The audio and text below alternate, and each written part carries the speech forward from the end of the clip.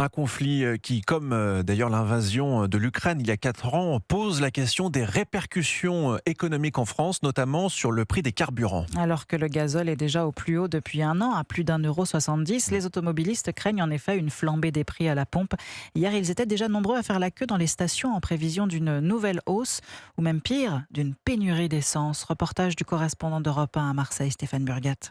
Une file d'une quinzaine de voitures s'allonge devant cette station-service. Beaucoup viennent faire le plein en réaction aux frappes militaires en Iran. Ma voiture et la voiture de mon mari aussi, pareil. Oui, les deux, parce que j'ai un peu peur quand même. Parce que ça va augmenter, c'est sûr. Ça de 1. De 2, il faut faire le plein, on ne sait pas qu'est-ce qui va arriver. Hein. Mais regardez déjà, il y a beaucoup de monde. Un affolement que certains ne comprennent pas du tout, d'autant que les prix à la pompe n'ont pas bougé pour l'heure. On n'a pas de pénurie d'essence, hein. On n'en a pas du tout. Hein. Ça va juste augmenter au niveau des prix.